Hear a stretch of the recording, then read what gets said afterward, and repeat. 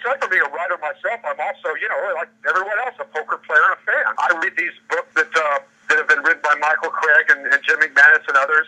And Tony Holden belongs in this category. Certainly Des Wilson, Al Alvarez. I mean, David Spanier.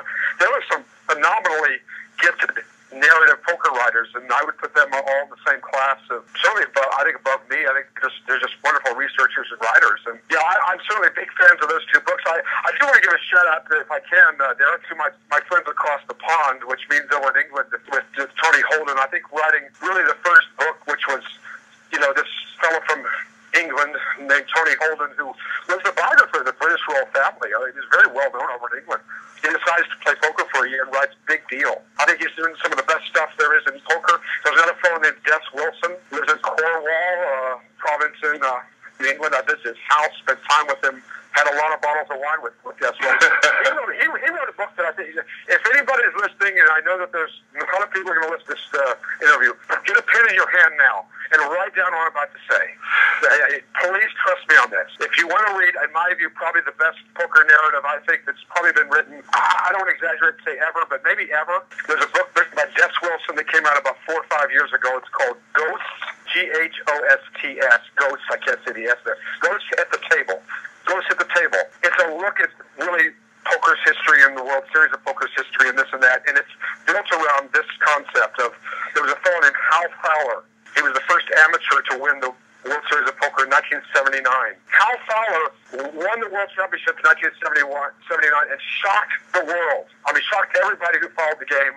This was a CBS Sports Spectacular, and then Hal Fowler disappears. He disappears from the face of the earth. He's gone. No one can find him. And so Des Wilson writes this book, and the pretext of the book is, what happened to Hal Fowler? Oh, I got to get this book. And he goes on, and through several chapters, and he twists and turns the World Series of Poker and history book, and then he finally gets to the final couple of chapters, and he tells you, I found Hal Fowler. I found what happened to Hal Fowler.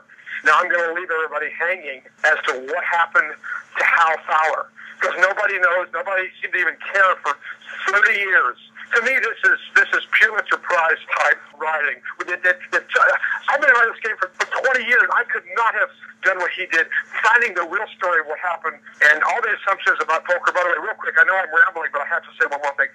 There's this assumption that the Johnny Moss, Nick Dandelos game that essentially fostered the World Series of Poker, 1949, 1950, being in Horseshoe, this was the precursor to what became the World Series of Poker. Des Wilson blows it out of the sky and says that game never happened. Wow. He documents it. And goes into this thing is a myth. I mean, talk about somebody who's doing some really great breaking research. And I know, again, I sound like his press agent. I'm a huge fan of Des Wilson's.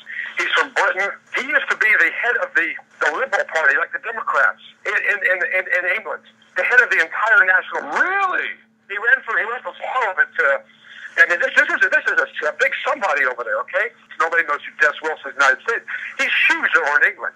And in his retirement, he decides he wants to start writing about poker, and this man is he's obviously a mentor to me. I'm a huge fan of Des Wilson's, obviously a huge fan of Jim McManus's, Tony Holden, Michael Craig, David I mean, I could just go on and on with these people who have given us, as readers, people who love the game poker, they have given us a gift. They've given us the gift of knowing what really went on behind the scenes, and I'm just privileged to be maybe a little part of that.